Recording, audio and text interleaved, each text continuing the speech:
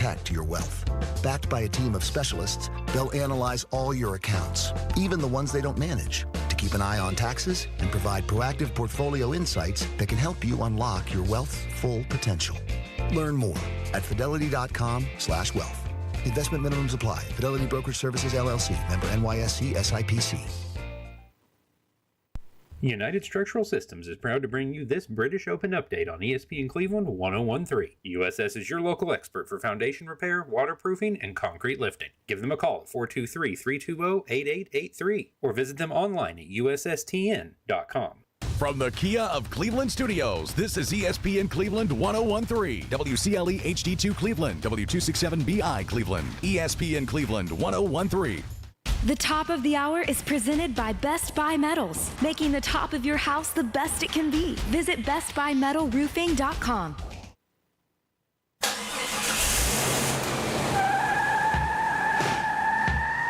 It's time for The Drive on ESPN Cleveland 101.3, presented by Hardees. We will bring you nonstop sports news from the national and local scene and everything in between.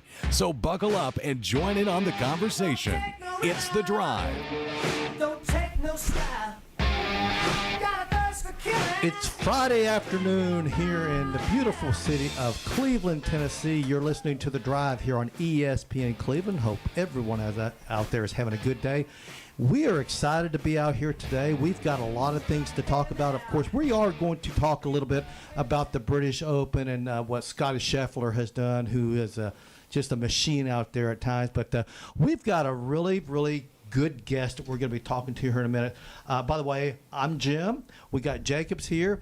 Andy's out again today, but we have a special guest, one of the better umpires in this area, and I'm saying that because I've heard Bart Greenberger.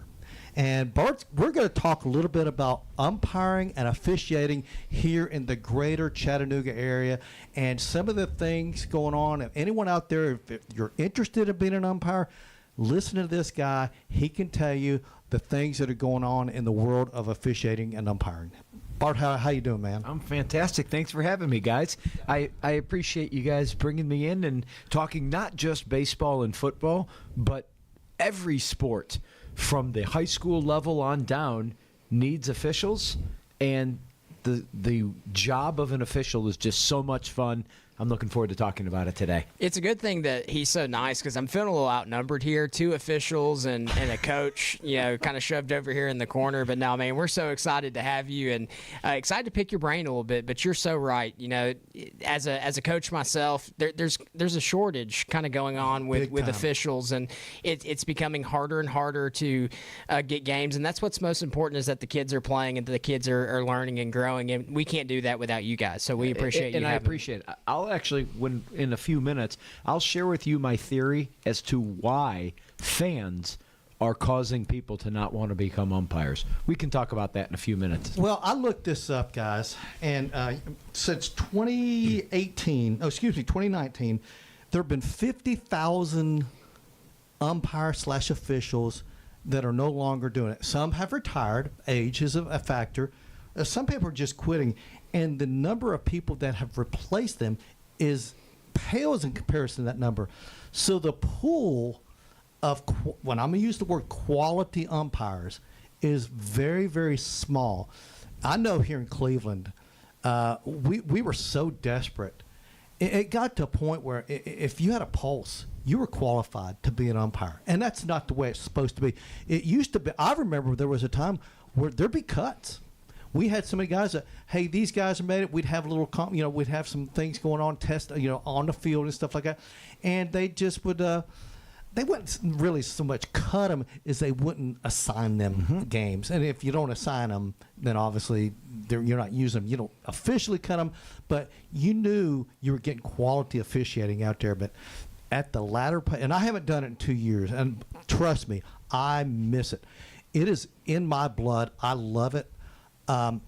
But you've got people out there, and it is one of those things where we don't care who wins the games. That's don't care ever. I could care less who wins it. Even if I know some of the kids or some of the parents, I'm there to call the ball game.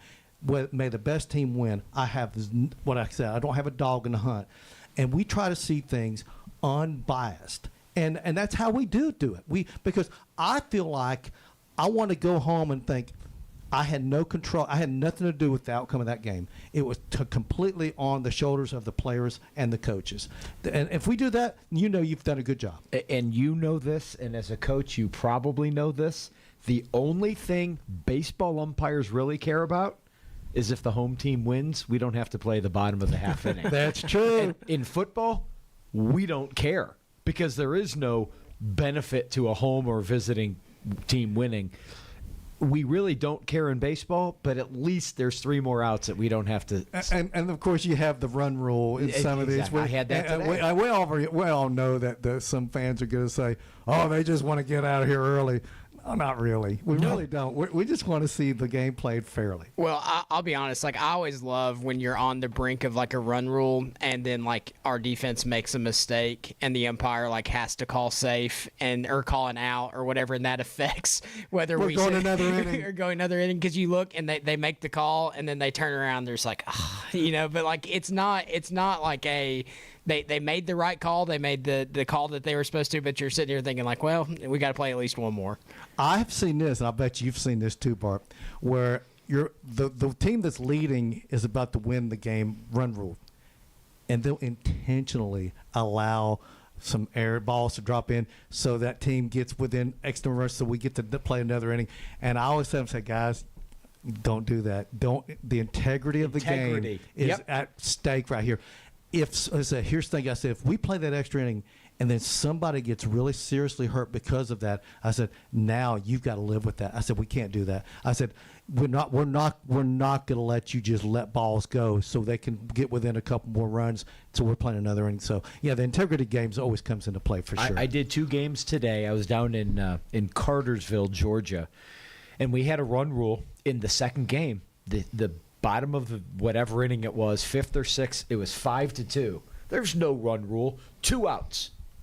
And then all of a sudden, 1 error, 2 error, 9-2, 10-2.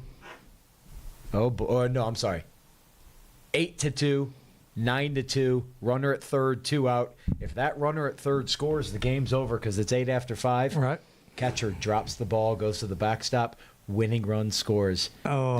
It was 5-2, 2 outs, and the run rule came through. It just and there's nothing the umpire could do. I didn't care. I got out of there, but yeah, not on me. Okay, let me ask you this. All right, the pay. We all know that we're not doing this for free. Okay, I'm not going to do it for free. I'm going to get compensated, but I've heard, and I never was. I knew what I should make and what a fair amount of money was, depending on what level of ball you're calling. But you hear some of the newer guys, they're like, well, I ain't get an ump for that amount of money. What do you think the pay is fair for umpiring and football officials and whatnot? Do you think it's fair? I think it's a little low for what we have to go through, but I'm not complaining. Today, a 17U game, I made $75, 2-hour time limit. High school ball, I don't remember exactly what we get. I'm in Georgia. I did 1 year in Tennessee, but then my wife and I moved to Georgia. I want to say I get paid $92 for a varsity game and $85 for an 8th grade game. Mm-hmm. Don't quote me, but it's about that. And then in football, a varsity game is $125, $130. I genuinely don't do it for the pay, but you're right. I'm not going to do it for free, but I'm out there for the parents. I'm sorry. I'm not out there for the parents. I'm out there for the boys. For the kids. Right. And one of the things that I do, and I'm going to baseball. I just did it today. Ball gets by the catcher. Nobody on base. No big deal. On deck batter sprints behind me to get the ball, so I don't have to pick it up. And I always tell him, hey, I'm old. I don't want to bend. And I make it. I turn to the coach, and I'm very loud. And I say, hey, coach, 3-0 when that kid comes to the plate. I love his hustle. Now, no parent takes me seriously, but I get a laugh from everybody. And what have I just done is I've just encouraged him to do it again. And then today I had a kid not paying attention. Foul ball goes back to the screen. I had to go get it. Coach, 0-2 on number 17 when he comes to the plate. He made me bend. Yeah, you want it to be fun. You want to ever listen. It's like what we talk about here on our show. We're talking about sports. You should have a smile on your face. You should have fun. You should enjoy it. Same thing with officiating. Yeah, we want to get every call right. We want to be perfect. We're not going to be perfect.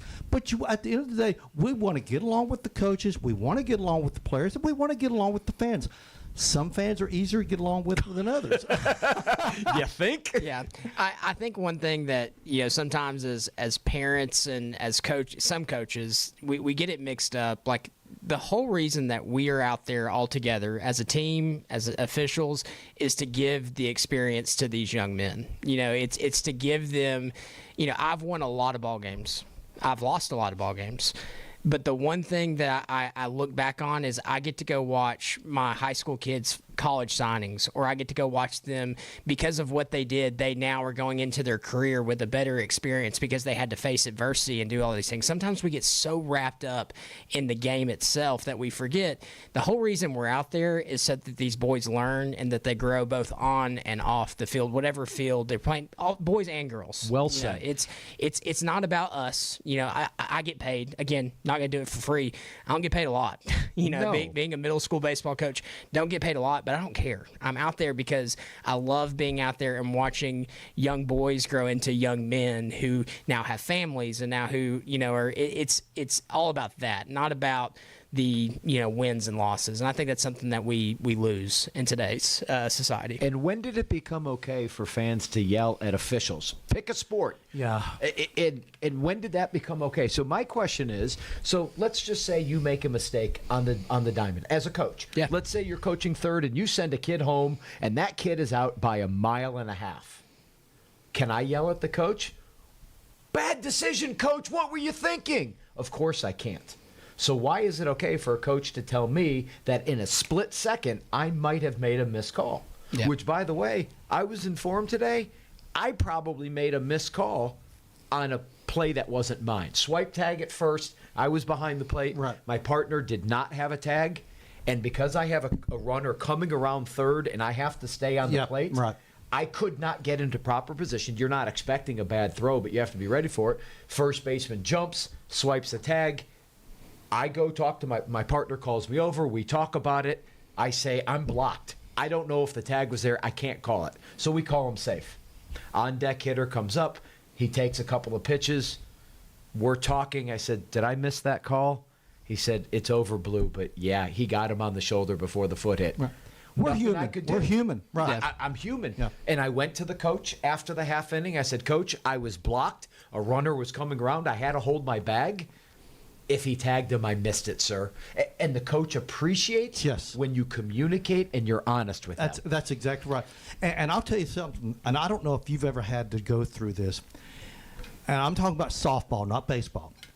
We're lacking so many umpires here in Bradley County. There are games being played where there's one umpire on the field. One. You talk about hard. I mean, because when the ball is in play, you try to get in the middle of the diamond so you can kind of your head's on a swivel. It's hard. Now, you get paid a little bit more when you're doing it, but you talk about wore out.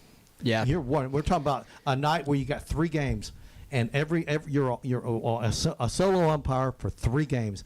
Partner, by the time that 3rd game rolls around, I'm not exactly a spring chicken. I was wore out. I was wore out. But that's why anyone out there, if you're interested in officiating, give it a shot. It's not for everyone. No, but I'll tell you what, you'd be surprised how much you will like it. If you're a former player, they're the best umpires. I don't care what sport you're in. You can be in cross country. You can be in synchronized swimming. Go try it. So the shirt I'm wearing today is our football shirt. Our first football meeting is Monday. How did that happen? And it's probably a little late. I do football in Tennessee and baseball in Georgia. And our football association is SETFOA, Southeast Tennessee Football Officials Association. Find our website and check it out. It's probably a little too late to get on the field this year because, again, our first meeting is Monday. But it used to be that if you were a first-year official, you never saw the field for any level. Second year, you might see middle school, and then by your third year, you might see varsity. I started both baseball and football in Illinois. That's where my wife and I were. And my second game ever was a varsity football game. Whew. Because we had nobody else in the association, and somebody on our crew injured their knee. Right. And our assigner, who's a friend of mine, called me up and said, "What are you doing Friday?" I said, "I was just going to go watch one of the varsity games." He says, "You're going to be on the field with my crew." Second game ever was a varsity. So I've got a question for you. I'm a middle school coach, and we've kind of experienced the lack of officials, the amount of officials, and what that's kind of led to is time limit games for our varsity games, which I really struggle with because now we have a state platform, and now like games matter to advance to state, and I think we've been bumped down to an hour 45, which means we might get 5.5, maybe 6 innings in, which it's a 7-inning game. But to me, that one inning can be a big deal. Do you feel like that's purely because of the lack of officials that are showing up to be trained, or that these arbiters have ability to use? No, I don't think it's the lack of officials. There is no need for a non-time limit game in middle school or high school. The players, most schools, don't have enough pitching to make it a competitive 7-inning game. I'm not knocking any one program. Mm-hmm. I am talking about as a whole. As a whole. Okay. And in middle school, it is unfathomable to me that there are not time limits in every game. Well, there is now. There is now. Outside of when you go to state. That's right. Yeah. Varsity games, at least in Georgia, there are no time limits, and that's one of the things that I advocate for every year. Put a time limit on it. Because 2 hours at a varsity game is plenty to get through 5 or 6. And I'm sorry if you guys don't get through 7, but hustle in, hustle out. Right, that's a big thing right there. Well, we practice it. You know, when we do simulated games and when we do simulated practices, they have about 30 seconds to get in and out, and it's something that we think about constantly because we're trying to race the clock to get as many in. Because I struggle with it because I'm not going to name a crosstown rival, but say we're playing a crosstown rival and we're in that one-run game, the game gets shut off, and you've got your 2, 3, 4 coming up to hit. It's hard to swallow as a coach because you've got that next thing. But I understand you're trying. I get what you're saying. You're trying to protect the players and protect arms and do that as well. Hey, Bart, let me ask you this. Bart Greenberger, by the way, is our guest today. We're talking umpiring and officiating. How many pitches do you allow a pitcher to warm up before each inning? If it's a new pitcher, they get 8. If it's a returning pitcher, they get 5. Okay. Period. Yes. We got to get. I've seen, and it's really bad in girls' fast pitch softball. They'll give these girls 10, 15 pitches. I'm like, come on, get the game going, y'all. You don't need to warm up that many pitches in between every inning. I think with the new rule too, it's 5 or 1 minute, whichever comes first. Correct? Actually, it's a minute 20. Minute 20 in between your regular innings, just at bottom of the first to the top of the second. It's a minute 20, and it doesn't matter how many pitches they throw. Yeah, so that's good. I will tell you, and I get coaches and catchers that are mad at me, and I don't care. Is if that pitcher or that catcher is slow to come out, the worst is when the pitcher's standing on the mound and catcher just batted. Didn't have the gear on. Someone else should be warming him up. We have a 7th grade catcher ready to go. Nobody comes out, and I give the pitcher 3 pitches. Yeah. And the catcher's like, well, he's only had 3. It's not my problem. Minute 20 elapsed. Throw it down. We're playing. Yep. Okay. We have seen a lot of Thursday games now, and tell us the reason why. I know the reason why. Tell us why there's so many Thursday night high school football games. Football games, yeah. And it's very simple. Is because we, in our association in Tennessee, have 13 crews. We also cover 13 schools. But every once in a while, we get another school or a visiting team.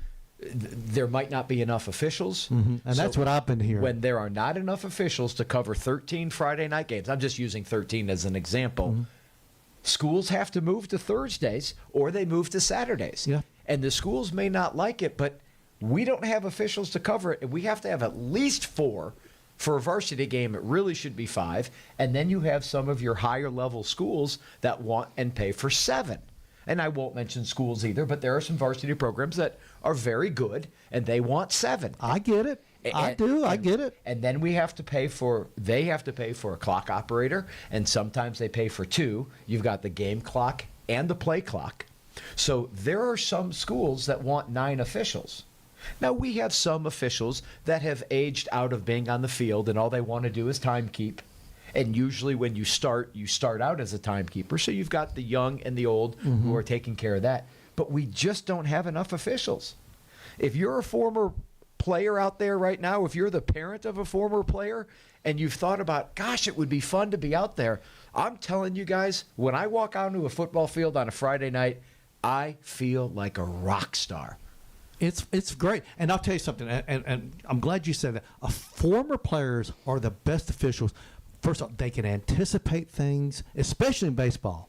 You can anticipate where's that ball being thrown to. So you get in position, and listen, we all know getting in position is so important. Now, granted, you can be in great position and still get shielded because of their body. You can't see through a body. Can't. But so that's going to happen. But you can. I've seen guys that came out for umpiring, and they never played the game, and they can't anticipate stuff, and it's frustrating. It's very frustrating. Well, on top of that, like if you just love sports, like I got into radio because during COVID, I didn't have access to getting to go to sports, and they said, family members, maybe 25% capacity, and they called me and said, hey, would you like to call games on the radio? And I was like, yes. So not only like getting to be involved in the sport as an official, you got the best seat in the house, whether it's on the field or up in the press box, up at the 50-yard line, sitting in the air conditioning. You have the best seat in the house to get to watch sports where you just get to be non-biased and enjoy the love of the game. I think that's another thing, that if you love sports and you want to be around them, and you maybe coaching's not your thing and your time's up as a player, like a way that you can still be involved is getting to be on the field like 100%.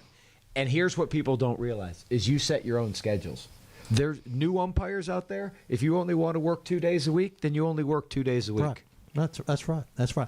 Hey, we're going to take our first break. When we come back, we're going to talk a little bit more with Bart. We are going to get into some of the big topics of the world of sports, and Bart's a big sports fan too, so we'll do that as well. You're listening to The Drive here on ESPN Cleveland. We'll be back after this.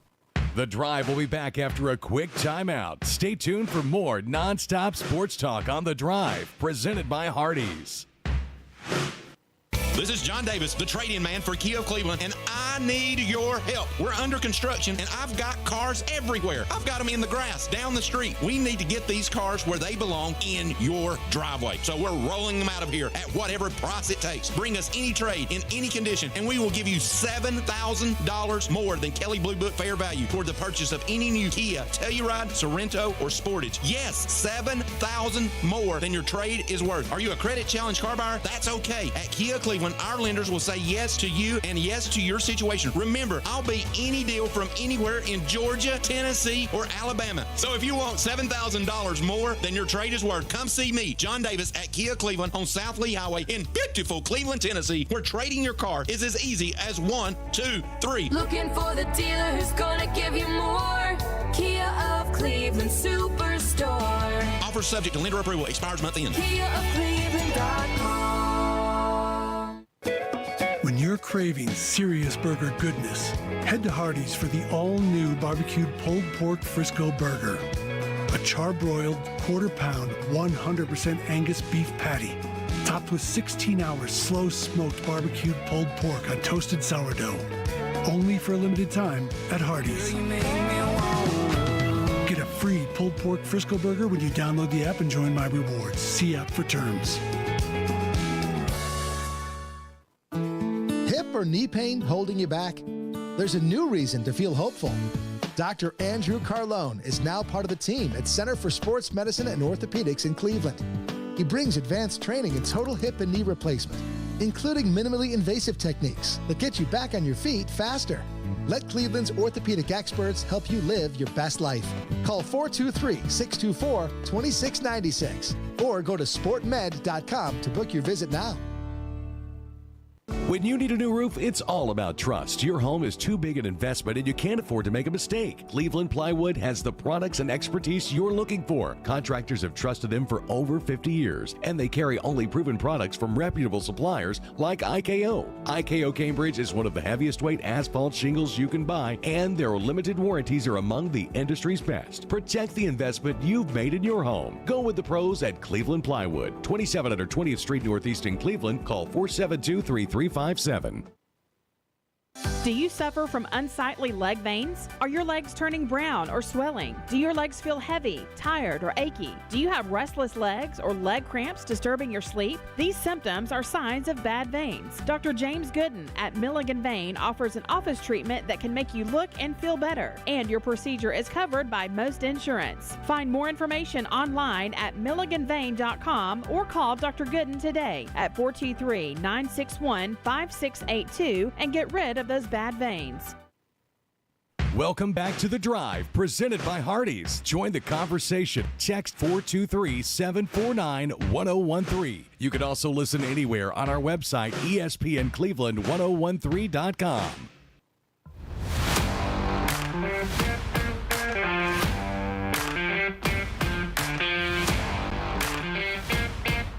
Hey, when it comes to Mayfield Dairy ice cream, you'll never have a boring bite. Their limited edition ice cream, cherry chocolate chip and banana pudding are inspired by traditional Southern recipes and seasonal favorites. Pick up some today at your local grocery store. So we're going to continue to talk a little bit of officiating, but we got to get our little Braves fix in. The Atlanta Braves, by the way, they did make a little trade today with the Texas Rangers. The Braves get Dane Denning, and the Rangers get Jose Ruiz. Probably not a big trade in the big scheme of things, but the Braves have so many injured guys. I have a feeling we'll see Dunning on the mound before long.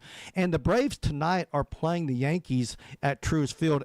Ian Hamilton is on the mound for the Yankees. Spencer Strider on the mound for the Atlanta Braves. We're talking with Bart Greenberger. He is a big official in this area. He does baseball. He does high school football, does girls flag football. By the way, Walker Valley here locally has a pretty stout girls flag football team. You ever officiated them? I did. They were very good. So here's what happened is they made it an emerging sport in 2024, and they in Tennessee just made it an official champion sport in 2025. And they moved it to the spring. So because I do baseball, I was not able. I will not be able to do girls flag football next year, which stinks. But it was the most fun sport because every woman who stepped on the field, win or lose, had a smile on her face. They were having so much fun because it was a new sport. They were out there. It didn't matter how cold it was, and it was cold, by the way, this winter. I'm telling you, girls flag football was so much fun. Yeah, I really enjoyed watching it. And then I had a lot of former students that participated for the first time, and like they all were in all different kinds of sports, and you knew football was something new for them, and just picking their brain about the things that they were learning, it was just really neat. Like you could tell that they genuinely loved getting to go out there and compete. So we always loved that. We covered it here on the Drive. Yeah, we did. Their run into state. So and all three teams around here were pretty good. So it was fun to watch for sure. It was a lot of fun. So let me ask you. So we've been talking officiating, but you're a fan. Who's your favorite Major League Baseball team? I'm from St. Louis. Go Cardinals, baby. I knew that. Okay. What about? They're not going anywhere this year. Trade, baby. Trade this year. Okay. What about professional football? Who you got a favorite team? I do not anymore. You're not a Rams or a Cardinals fan. I am not because they both moved. Yes. In 1988, I was a freshman in college when the St. Louis Cardinals moved to Arizona. Mm-hmm. I followed them for a year or two. The Rams won the Super Bowl. Oh, my gosh, that was incredible. By the way, most people don't know it was because of my daughter, who was 6 months old at the time. But what Stan Kroenke did to the city of St. Louis, I cannot say how I feel about it on air because you guys would get FCC fines. But I just lost all respect. So, no, if anything, it'd be the Cleveland Browns. but Hoosiers for Life fantasy football team is my favorite team. My next door neighbor, you guys would hit it off. He is a humongous St. Louis Cardinals fan. He's got some seats from Busch Memorial Stadium in his basement. Yep. Him and his wife met at a Cardinals game there in St. Louis. They're both from St. Louis. They Introduce listen. me. I fly an American flag outside of my house. They fly a Cardinals flag. And unfortunately, and I loved my wife for all 29 years we've been together, born in St. Louis, graduated high school in St. Louis. She's a diehard Cubs fan. Are you serious? Yeah, her father was a pilot for the old Ozark Airlines. You guys you're too young, Jim. Maybe I've heard of Ozark Airlines. Yeah. He was transferred to Chicago when my wife was 1, back to St. Louis when she was 9. Her love of that color blue and the Cubs stuck, and she is a diehard Cubs fan. By the way, I got to say, back in the day, you had all these cookie cutter stadiums. You had Riverfront, Three Rivers, but I loved Busch Memorial Stadium, and the reason I loved it was the arches at the top of the roofs that mimicked the Gateway Arch. I thought that was so cool, and I wish they would have incorporated those arches into the current ballpark there. The design now is they opened up center field so you could look out and actually see the arch. That's true. It's a nice stadium. It wasn't necessary. Yeah. Well, hey, I feel like I'm doing pretty good so far. I got 2 officials. I'm the coach. I haven't been tossed or confined to my chair yet. I was going to restrict you earlier. I have been confined to the dugout one time. Are you serious? Oh, yeah, just once. Okay. Arguing a balk call. We'll talk about that off air. Okay. Arguing a balk call. All 3 coaches got confined to the dugout. But luckily it was a doubleheader, so I got to come out the next game. But I would love to hear your theory on the shortage of umpires and what's going on in our sport today. I appreciate that. Yep. And this is my own theory. Here's what happens is little Johnny, 12-year-old Johnny, goes out, he wants to officiate. And he's doing 8-year-old ball, 7-year-old ball. And a parent comes out after the game and yells at Johnny, "You est my kid, you cost my kid, blah, blah, blah, blah. And look, here's a picture of it." Because everybody now has digital recording devices called the cell phone. And they show this 12-year-old little Johnny that he screwed up. And they yell and scream at him. And now that 12-year-old loses the desire and says, I can go work at fast food and not get yelled at like this. Yeah. The more fans yell at umpires, hey, I'm almost 55 years old. You can yell at me all you want. There's nothing you can say that's going to hurt my feelings. My skin is thick. But most of these kids coming up, the first time 21, 22, 23-year-olds that want to get into it, and these fans are allowed to yell and scream, is what's costing umpires. So these fans now are going to realize that in a few years, you're not going to have 2 umpires to officiate your son's games. And the reason are the fans that came before you. Yeah, I mean, I can attest to that. I was 14, and what job can you get as a 14-year-old boy? You can be an umpire. You can go work at the ballpark. And I was 14 doing a T-ball game, and you talked about having to do one alone. I had to do one alone, and it was really I think it might have been my second weekend doing it, and a coach/dad came out of the dugout and was in my face yelling at me because I missed a call. I was trying to make sure that, not really knowing where and it's T-ball, folks. Right. Let's be honest. It's and T-ball. You're 14. And I'm 14 out there. And so I'm trying to, navigate that. And he's out in my face yelling at me. And I start waving for the park manager to come out of the box. And we eventually remove him. But then he comes back and starts yelling at me through the fence. And I remember right then and there, that's when I was done officiating. I didn't go back to it. Luckily enough, I got to get into the coaching side of things and get to stay around the game. But as a coach, I remember that as well because we had a young kid out there a few years ago that was probably 16 doing a Lake Forest versus Ocoee middle school baseball game. Bless his heart. And I looked at him and I said, buddy, whatever you do, say it with some some conviction, and if you're wrong, that's okay. We'll talk about it and we'll move on from there. I'll never forget this. I used to do all the assigning here locally in Bradley County for all of the youth ball games. We're talking about little girls softball, coach pitch, T-ball, you name it. Well, I had some young umpires. I'll never forget the time. And I used to assign myself a lot of times, but there's times, hey, I'm taking a night off. I'm at home. I'm sitting at the table with my wife. We're about to sit down and eat dinner. I get a call from this young umpire. I think she was 17. She was crying. And she said that a parent, was it a coach or a parent? Now I can't remember now.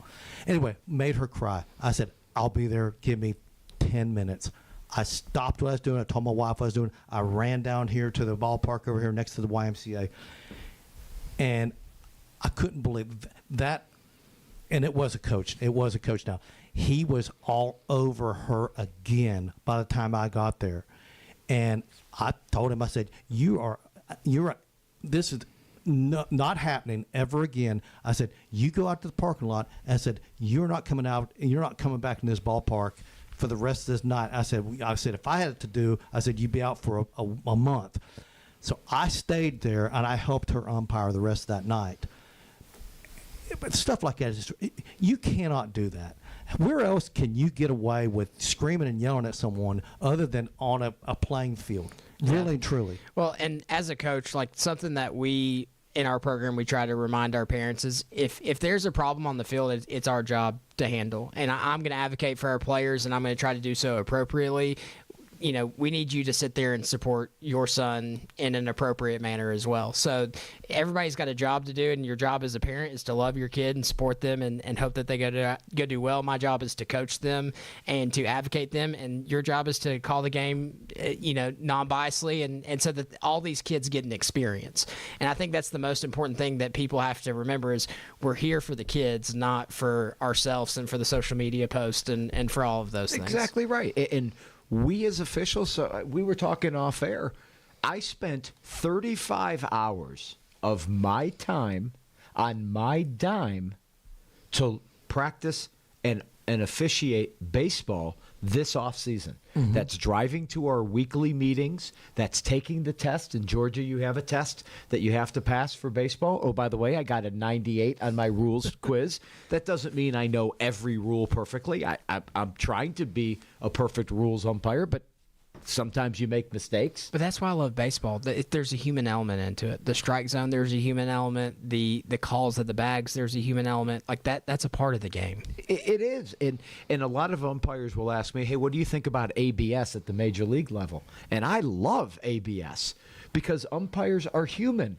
And although there is a human element to the game, when you see a 98-mile-an-hour slider that may or may not tick the outside corner, sure, let's let technology if we have it.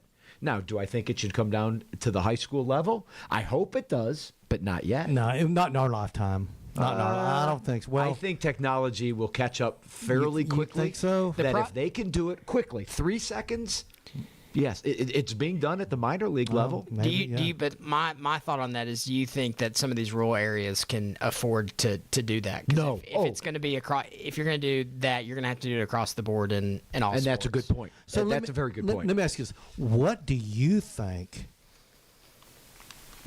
that can make people more to get into officiating, either umpiring or football or whatever sport?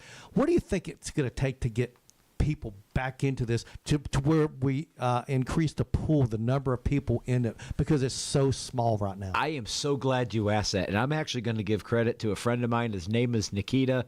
Nick, if you're listening, good luck. Get healthy. We miss you on the field.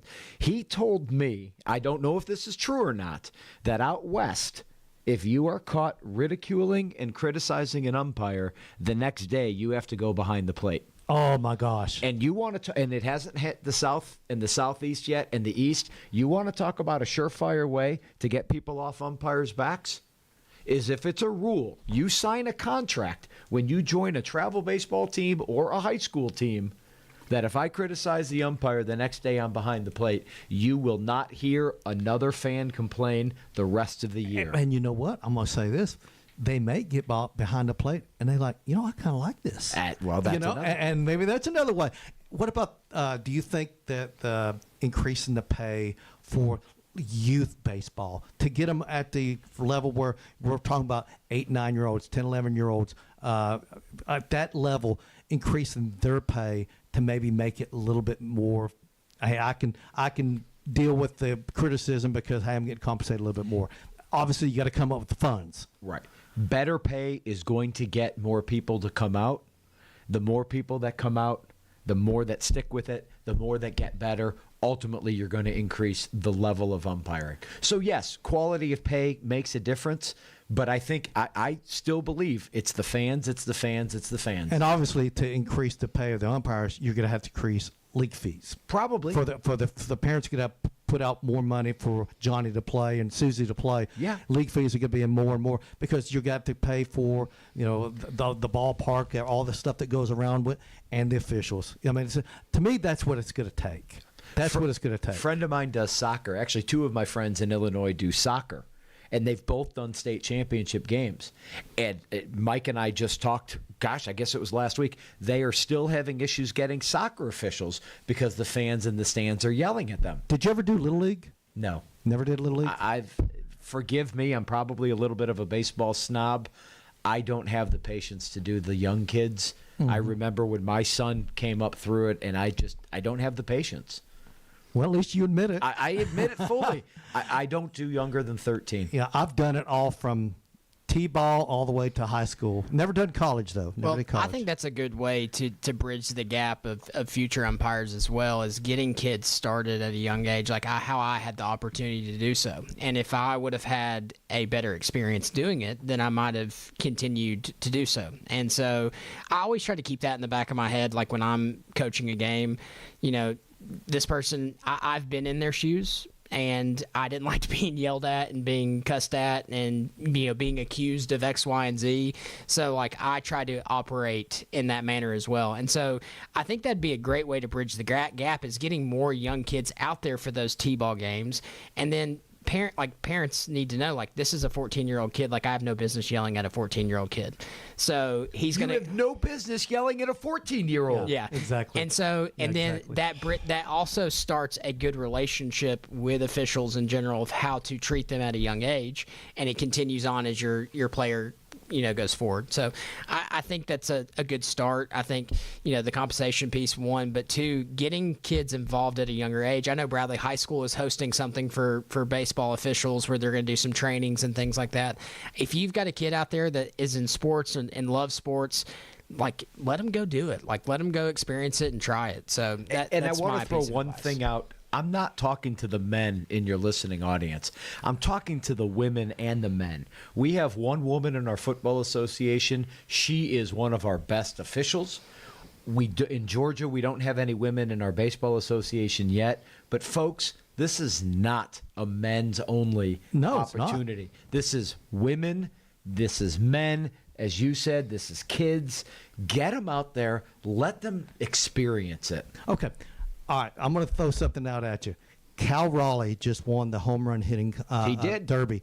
You have a little connection. Did you not umpire Did I a game? tell you this already? Yes, you did. Okay, so tell the story. And it's a quick story. I did a perfect game 2 years ago down somewhere outside of Atlanta, and as we're walking on the field, my partner says, "Oh, by the way, you're going to love the catcher."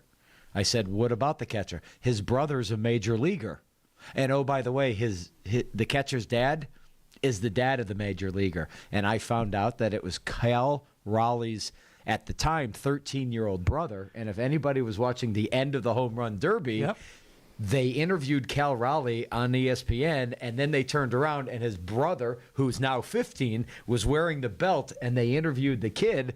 And I turned to my wife. I said, I officiated him. Yeah. Are there any other famous players that you can recollect that maybe that you remember, or you've I actually umped a game that he played, and maybe you don't remember it, but anyone offhand? So I don't know either of their names, but again, East Cobb, outside of Atlanta, which is famous for great baseball. By the way. It's another perfect game tournament. Kid on the mound was going to be a freshman at Mississippi State, and I was told that he'll hit 90, 92. And in the first inning, he was throwing 95. He ended up taking the loss that game, too, on an unearned run. And then later that weekend, my partner says, "Oh, by the way, pay attention to number 8 on such and such team. He's considered the 7th best player in the class of 2026. To this day, I don't know his name. I don't care. My first job out of college was in minor league baseball. And I was with a Mets organization that had 8 guys go to the majors. So to me, that's not as big of a deal. But in a way, having a kid drafted in the first round is kind of neat, and that hasn't happened that I know of. It hasn't happened to me yet. That is awesome. I love it. Hey, we're going to take another break, and when we come back, we're going to actually talk a little bit about what's going on there in Northern Ireland. You're listening to The Drive here on ESPN Cleveland. We'll be back after this.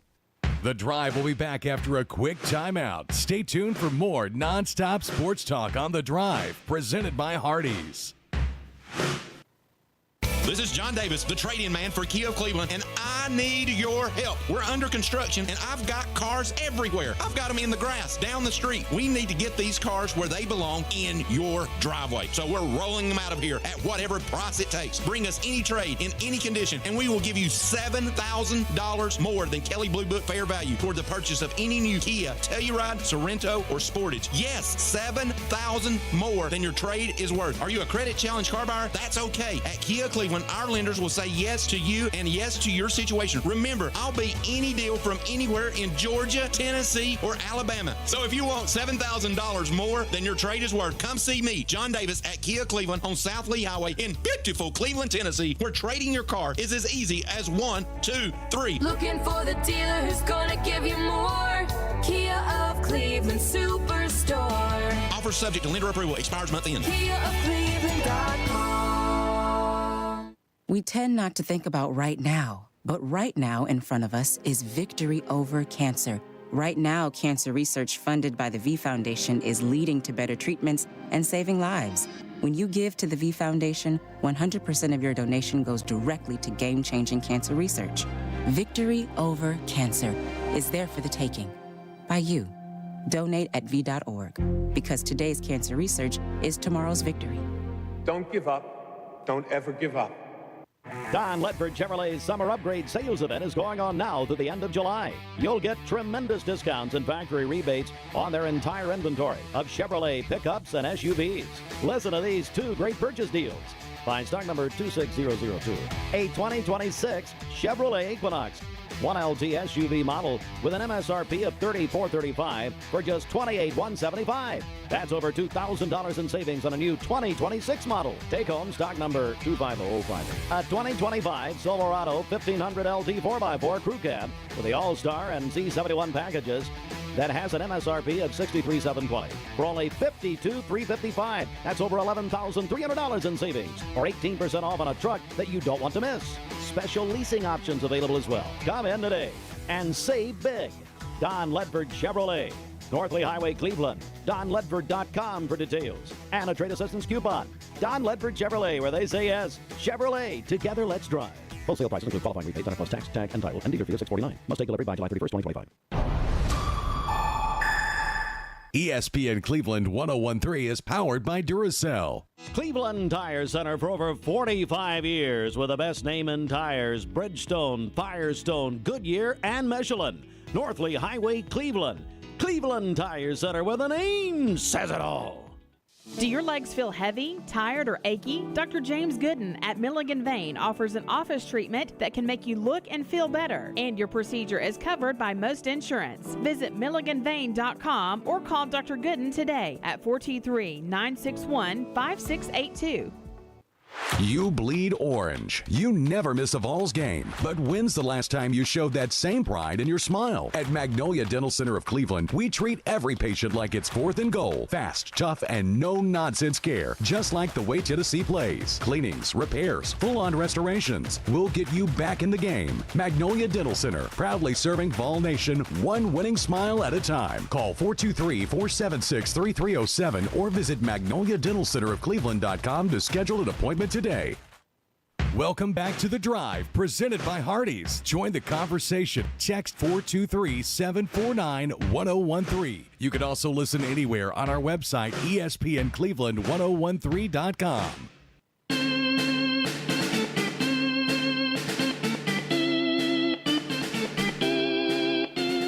You're listening to The Drive here on ESPN Cleveland. Hey, our friends over there at Duracell are hiring mechanical skilled technicians, $22 to $27 an hour. Excellent benefits beginning day one. Medical, dental, vision insurance, paid vacation, holiday pay, 401k, tuition reimbursement, and more. Apply now at Duracell.com. That's Duracell.com. And let's talk a little British Open. Scotty Scheffler, man, he had a day. 7 under today. He takes the lead into the clubhouse. He is 10 under through 2 rounds. Of course, now he's he is the world's #1 ranked player, and he's looking like it right now. So good for him. This is, by the way, the 153rd British Open. I did a little research today.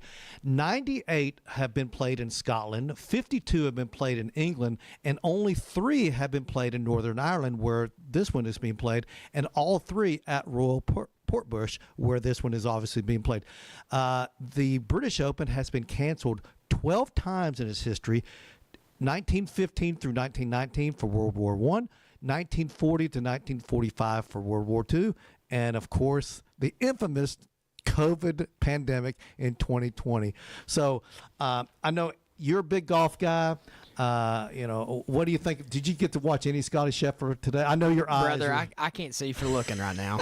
So well, you ought to be an umpire. Umpires are blind, right?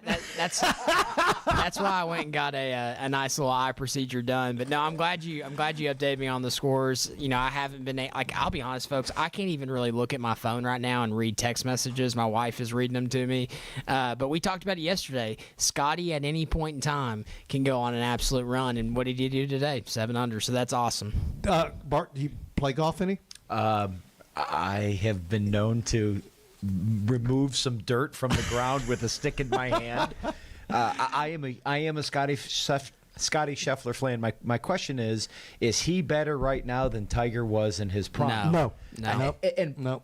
You guys are all quick to say no, but right now he's close. He's close, but I don't think Scotty Scheffler is getting the credit he deserves for being the absolute greatest of his era. I think he's the best since Tiger. I do but too. if I wish Philip had his. Philip, you got your phone. See if you can see how many weeks in a row that Tiger Woods was the #1 golfer. I agree with you, but Scotty Scheffler's reign isn't finished yet. We're in the middle That's true. of it. That's true. It's ongoing. And by the way, I'm not taking anything away from Tiger. I don't think Scotty gets the credit that he deserves. He is incredible. Oh, yeah. Okay, let me ask you guys. I love this, okay? Who's the greatest golfer of all time? I still contend it's Jack Nicklaus. Now, a lot of younger people say, yeah, but Tiger Woods was more dominant than Jack was at his height. Maybe, but I still go by total number of majors won, and Jack Nicklaus has won more majors than any person that's ever lived. That's why I put him #1. A lot of people disagree. But what you got for us, Phil? 264 straight weeks for Tiger Woods at #1. So that would be in years. How many years? A lot. 5.5, 6 years. Yeah. So I mean, a long time. And that's straight weeks. Like there's times where some golfers will shoot up above the others. Tiger just went on a dominant run. I tend to be a guy that looks at championships like we talked about yesterday when we were talking about the quarterbacks. Like I tended to pick guys that had won national championships within the SEC. Something about Tiger's era of golf and just the run that he went on, I don't know. It kind of reminds me of like Michael Jordan doesn't have the most titles, but in my mind, Michael Jordan is the best basketball player. Yeah, that's Bill ever Russell graced. has the most right. rings. I mean, so that'll never be broken. Something about what Tiger did in the era that he did it in, just to me, makes him the greatest golfer that has ever stepped foot on earth. And one thing that people don't talk about is in Jack Nicklaus' era, not everybody was allowed on a golf course. Yeah, black golfers were not allowed. That's so true. how for many for most of his career, I think later on, they were. Who was the first black golfer at the Augusta? Oh shoot, I can picture him. Yeah, I remember that was a big deal. It was in the 70s for crying out loud. It was. So my point is that Jack Nicklaus didn't face all of the best players. It's kind of like Babe Ruth. It's kind of like the black ball players from the Negro leagues that were not allowed on major league ball fields, which is a joke. Yep. So I'm gonna say that Tiger Woods' run was more impressive. Lee Elder. Lee Elder. Thank you. Yeah, that's exactly right. So. I'm going to say that Tiger's run was just a little bit more impressive because he faced better competition. And I'm going to go so far as to say that Tiger, as a result of him, more young black kids got into golf. Absolutely. And now Scotty Scheffler is facing even more tougher competition, which is why one could argue that what Scheffler is doing now is even more impressive than Tiger. Yeah, I think since Tiger Woods, golf has exploded, and then on top of that, I think since COVID, golf has exploded even more. Well, we know the purses have exploded. The purses are way more now than they ever were. You know, you think about something that you could go do with your I liked golf. I wasn't into golf until COVID. And then when that was the only thing that you could go do and social distance yourself from others and still get to have like a sports type experience, I fell in love with the game of golf and I started playing all the time. So I think if Scotty continues this run with the amount that golf has grown, even in the past 4 years, if he continues it and as young players and with the technology, like you think about the DeChambeaus and guys like that are breaking things down to, you know, millimeters. Like I think the equipment is better true. Today's age than Tiger's, and Tiger's age better than Nicklaus. Way better. I'm not saying that that Scotty is a better golfer than Tiger. I am saying that people should start looking at what Scheffler is doing in the grand scheme of things as impressive, if not better. You know, if he wins this will be his third major. Now he will not have won the PGA yet, but he's won the Masters, he's won the U.S. Open, and this will be his first British. So, this will be his fourth major in total, but his third overall as far as the majors go, and he'll still have the PGA left to go. Well, hey, I'll say this, for goodness sakes, my mom likes Scotty Scheffler, and my mom doesn't even really watch golf, but she's watched him enough to been like, wow, he's really, really good at golf. So golf has become something that me and my dad watch on Sundays, along with NASCAR has been a new addition to my fandom. Okay, since we got a big St. Louis Cardinals fan, this will be the last topic we'll get into today. Who do you two guys believe are going to be in the World Series this year? I've got my two teams. I want to hear who you got. And I'll go ahead and throw mine out there first, give you guys time. I think the Chicago Cubs, I know you hate hearing that. I think that is the best team in the National League. And I know the Dodgers have the biggest payroll, and when all's said and done, I still think the Dodgers are the best team. But for whatever reason, I think this Cubs team has got something going, and I think they're going to represent the National League. And I like the Toronto Blue Jays in the American League. Toronto versus the Cubs. Wrigley Field versus, well, I still call it Sky Dome. Rogers Center. But it's still the Sky Dome to me. So I've got Toronto and Chicago. Who do you guys got? Please not the Yankees and Dodgers, but those are two of the So first of all, I think the Dodgers have had too many injuries to start the season for them to dominate. But once they get healthy, and Dave Roberts is too good of a manager, I think your NLCS is going to be the Dodgers and the Cubs, and that pains me to say it. I'm forced to watch a lot of Cubs games because my wife does watch, and I hate to say it, but they are good team. They really are, man. And they're fun to watch. I just traded for Ian Happ today in one of my fantasy leagues. One? How many are you in? 2. Oh, Lord. So I'm still going to say the Dodgers. I hate it. Dave Jones, if you're listening, I hate the Dodgers. And then in the American League, I won't say the Dodgers. Or the Yankees, you mean? I'm sorry. I won't say the Yankees. I still think Boston? No, I think it might be Houston. Houston, I'm telling you, the Astros they are playing on, well. Man. I hate Houston, and they're cheating, trash can.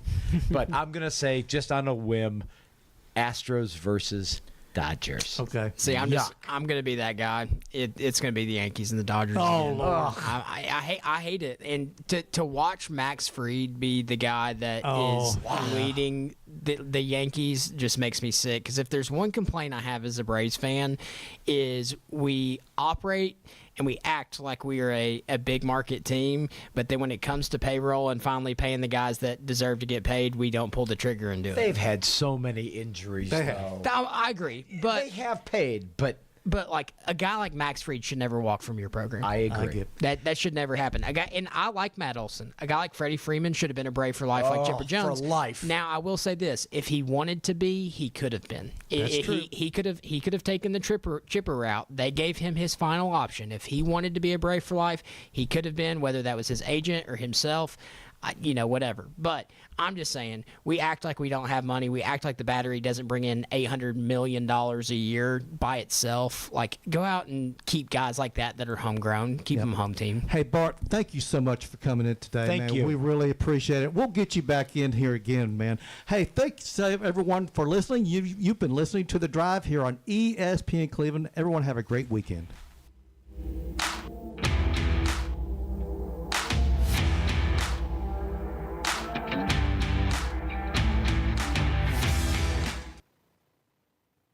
For a Don Ledford of Cleveland traffic update on ESPN Cleveland 101.3. Don Ledford Chevrolet Buick GMC, located on North Lee Highway in Cleveland. Or visit donledford.com for details. Don Ledford, where we say yes. It's on-time traffic with Commander Chuck. Good afternoon, and they're working with a couple of wrecks out here in the last few minutes. Here's what we're seeing. Stop and go 153 at Hamill Road. It's gotten heavier now on 24, especially through Moccasin Bend. It's been busy today, quite a bit actually over here with some volume on 75 southbound between East Brainerd and the I-24 is split. Radar expected even over the weekend. 75 passing Shallowford. Rick's Lock and Key, Chattanooga's leading locksmith. If you get locked out, it's okay. Call Rick's Lock and Key 24 hours a day. I'm Commander Chuck with your on-time traffic. From the Alon Planning Partners Weather Center, here's your forecast on ESPN Cleveland 101.3. Visit them online at alonplanning.com or give them a call at 423-315-1441.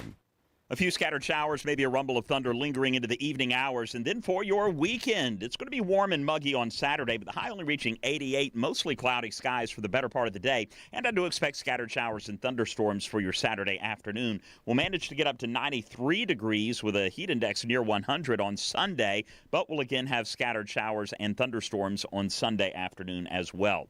Download the Local 3 weather app, free for iPhone and Android. I'm Chief Meteorologist David Carnes for the Local 3 Storm Alert Team. Your current Milligan Vane temperature is 88 degrees. MilliganVane.com. The difference between an average morning and a Hardee's morning is hearty goodness that lasts till lunchtime. Like Hardee's smoked sausage biscuit.